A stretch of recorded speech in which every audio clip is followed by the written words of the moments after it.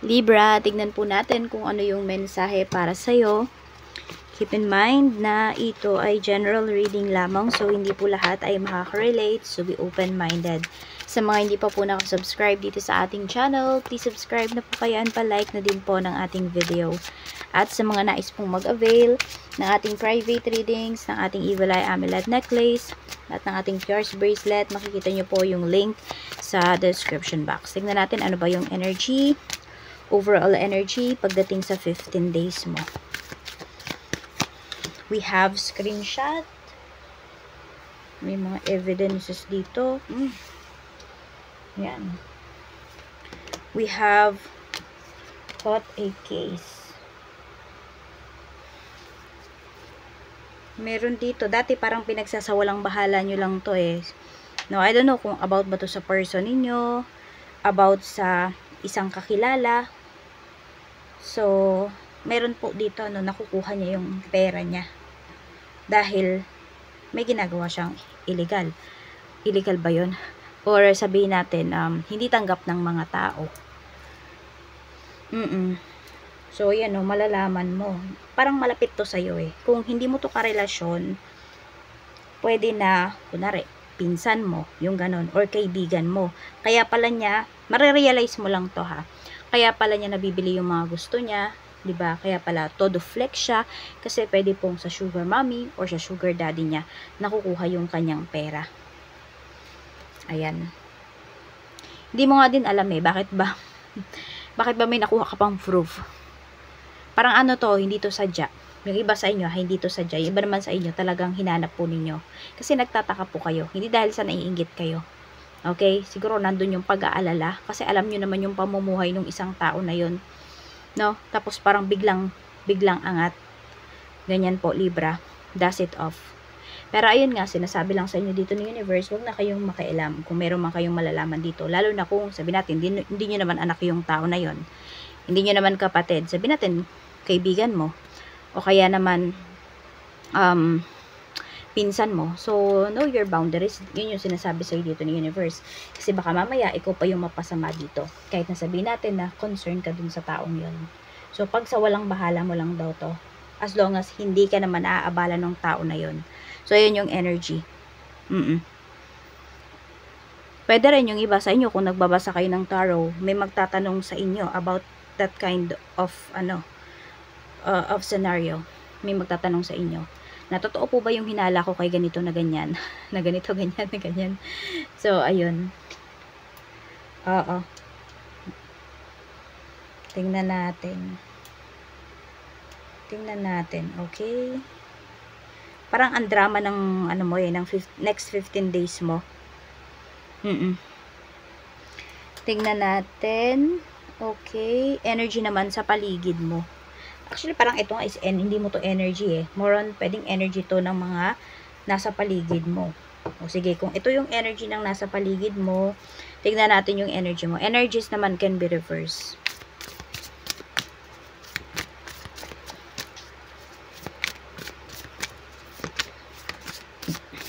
Kuhanin ko lang yung nalaglag, okay? Ayan, sinasabihan nga kayo dito ni universe na you should focus on yourself. 6 of Cups. Inaano talaga dito, pinapakita talaga na malapit sa'yo yung taong to.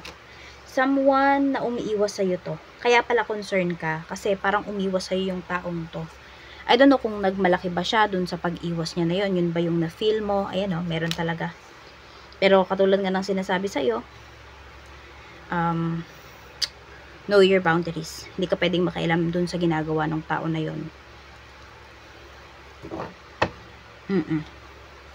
Parang, 'di ba, kahit sabi natin concern ka sa kanya, wala ka pa rin karapatan, Libra, no, na panghimasukan yung nangyayari or yung ginagawa ng tao na yun.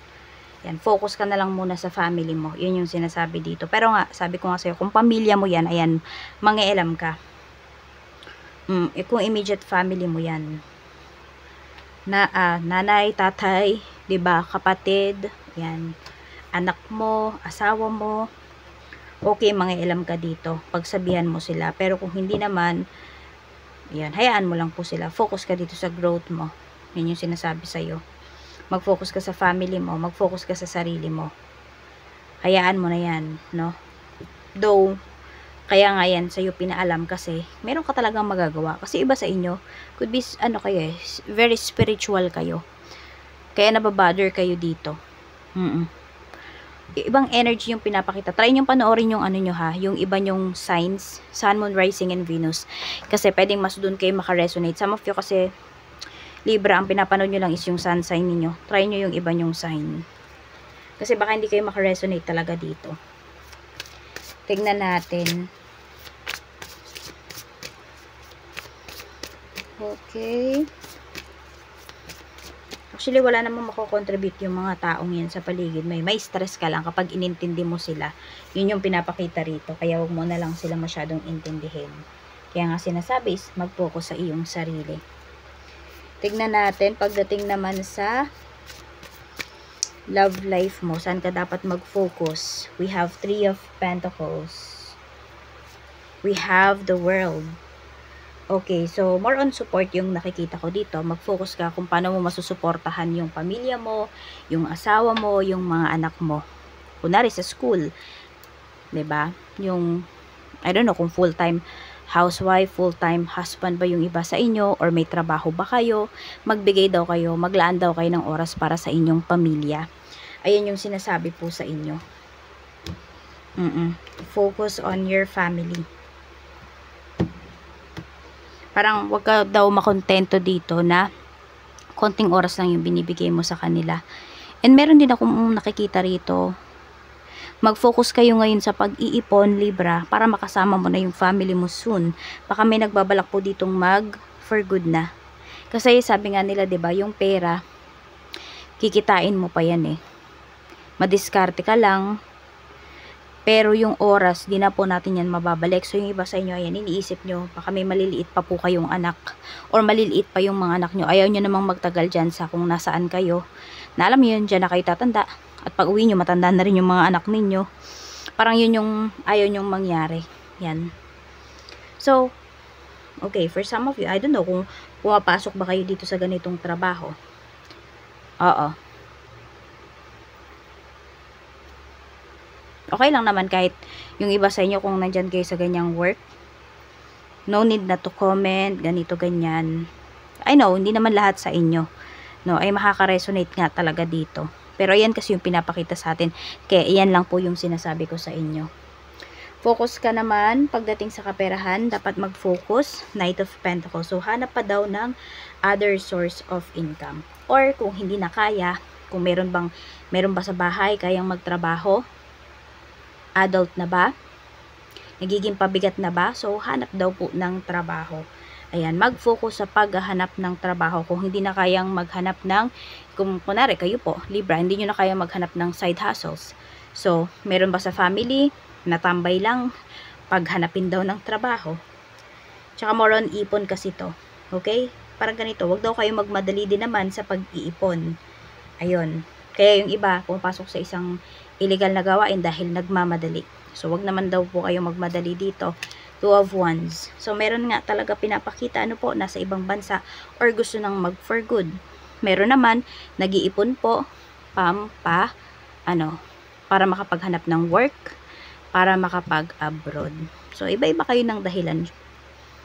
Tignan natin, sa career, dapat mag-focus, 10 of Swords.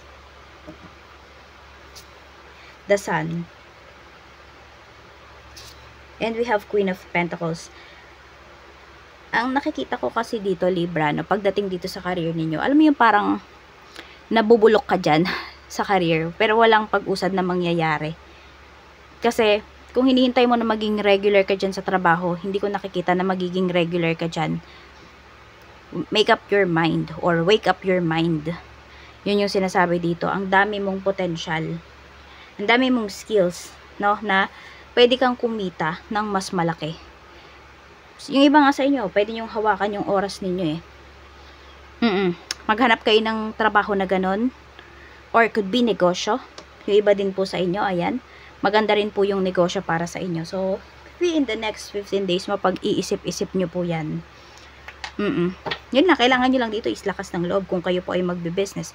Ganon din naman kung kayo ay aalis ng trabaho kasi hindi nyo na nakikita yung sarili ninyo na nag-grow kayo dyan. So, tignan natin, ano pa yung paparating para sa'yo. Okay, may isa-sacrifice ka dito. I don't know kung may ibebenta ka. Or meron dyan sa bahay nyo, nakatenga lang siya. Could be sasakyan, basta mga valuable naman to na bagay, no? So, parang, yun, ibebenta nyo nga po. So, mabibili siya. Ayan, kikita pa kayo, magiging happy pa kayo kaysa nakatambak yung isang bagay dyan. So, maghanap na kayo ng mga bagay dyan sa bahay, no? Na hindi nyo naman ginagamit, na pwede nyo pa pong ibenta. Oo. Meron din dito kung may hinihintay po kayo, ha? Kasi ito, paghihintay to sacrifice. So, kung may mga nilakad kayo, mga papers, may mga, mga papeles na, sabihin natin, yung may makukuha kayong pera, mga benefits, yan po, makukuha nyo na siya. Oo, parang, yung oras ng paghihintay ninyo sa next 15 days na to is mapuputol na po. Sulit na, no? Ma-feel mo na yung saya, yung pag-unlad. Ayan po ang pinapakita rito. At ito naman po yung inyong mantra for the next 15 days. Nasaan na yun? Okay. I constantly grow. I got this. I can make it. I'm ready for the challenge. I am enough. I am loved. I am at peace. I am powerful. I am patient. I am evolving. Ulitin po natin. Sabayan nyo po ako. I constantly grow. I got this. I can make it. I am ready for the challenge. I am enough. I am loved. I am at peace. I am powerful. I am patient. I am evolving.